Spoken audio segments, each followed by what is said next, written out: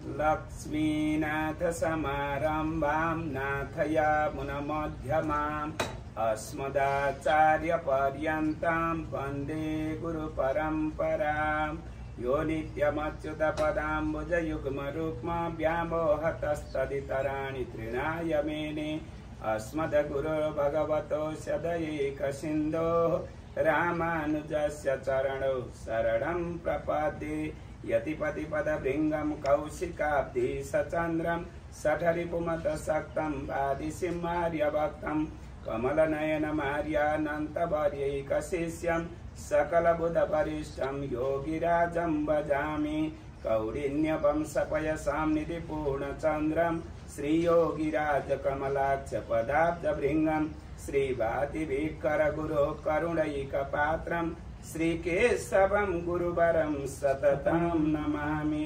श्रीकेशवं गुरुवरं सततं नमामि।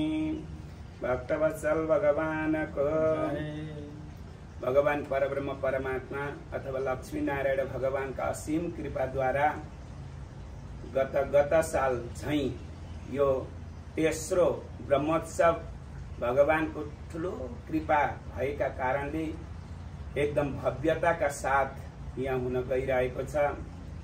गत साल 2 विग्रह 3 विग्रह स्वामीजीहरू हुनुहुन्थ्यो।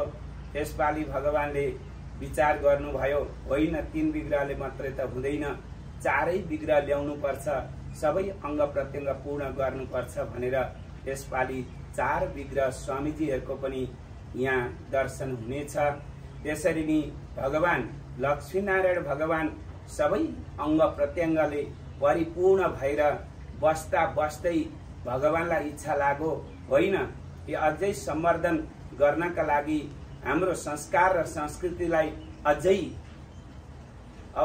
बढावा दिनका लागि बढाउनका लागि सम्पूर्ण चेतनहरूको उद्धार गर्नका लागि भगवानले चाहनु भयो।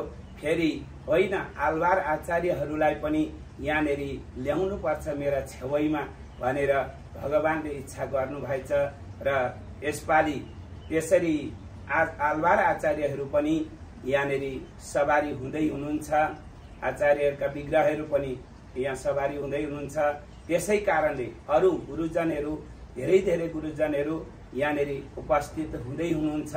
सायद यो भगवानको ठुलो इच्छाले नै होला र भक्त भागवत कसैलाई केही भनिरहनु छैन। यत्रो राम्रो दिव्य दर्शनका लागि यहाँहरूको मन त गद नै पक्कै छँदैछ। यहाँहरूलाई आइदिनुहोस् आउनुहोस् भनेर यो निमन्त्रणा कसैलाई गरिरहनु परेन। यहाँहरूका मनमा रहनुभएका अन्तर्यामी भगवानले यहाँहरूलाई यहाँको जुन यो ब्रह्मोत्सवको तेस्रो ब्रह्मोत्सवको कार्यक्रममा शारीरिक श्रमदान अनि धनले विचारले सबै किसिमले भोजन गराउने ब्राह्मण भोजन अतिथि भोजन देखि लिएर समग्र भोजन गराउनेदेखि लिएर भगवानका गुणानुवादमा डुब्नका लागि यहाँहरूको ठुलो अभिलाषा रहने नै छ। ठुलो भन्दा ठुलो जमातमा यहाँहरूको उपस्थित रहने नै छ। हामी सबै पनि यही रहने नै छौं र अरु कसैलाई पनि त्यसरी भुलेर त्यहाँ के हुँदैछ कसो हुँदैछ भनेर थाहा नपाउनु हुनेहरूलाई पनि यस्तो हुँदैछ है। यसपालि भगवानको बडो दिव्यता प्रकारले ब्रह्मोत्सवमा सबै सम्मिलित भएर कार्यक्रम हुँदैछ भनेर यहाँहरू सहित यहाँको परिवार सहित सबै यहाँनिर उपस्थित हुनुहुनेछ।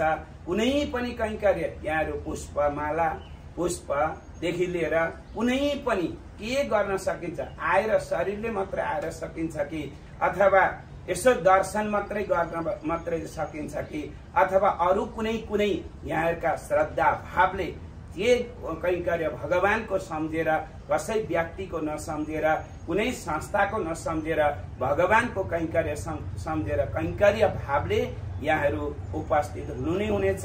यो 5 दिनसम्म जुन 3 तारिकदेखि लिएर हाम्रो 8 तारिक समापन हुने जुन कार्यक्रममा यहाँहरू सबैलाई भगवान परब्रह्म परमात्माले आमन्त्रण गर्नु भएको छ।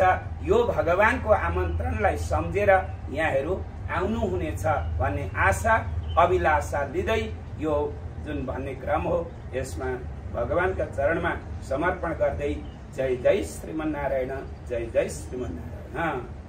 उक्त कार्यक्रम हुने ठेगाना चाहिँ यहाँहरूलाई कहाँ जाने हो, यो कहाँ कार्यक्रम हुँदैछ जस्तो महसुस भएको छ भने यसको ठेगाना यस प्रकार छ।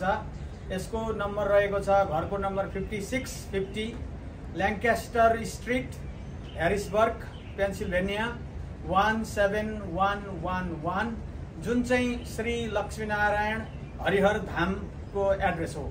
यहाँहरूलाई लक्ष्मीनारायण हरिहर धामको एड्रेस फेरि एकपटक 5650 ल्याङ्कास्टर स्ट्रिट, ह्यारिसबर्ग, PA 17111। धन्यवाद। यो कार्यक्रम चाहिँ हिन्दू धर्म सांस्कृतिक सङ्गठनले उक्त आयोजना कार्यक्रममा हजुरहरू सबैलाई तुलै निम्तो छ।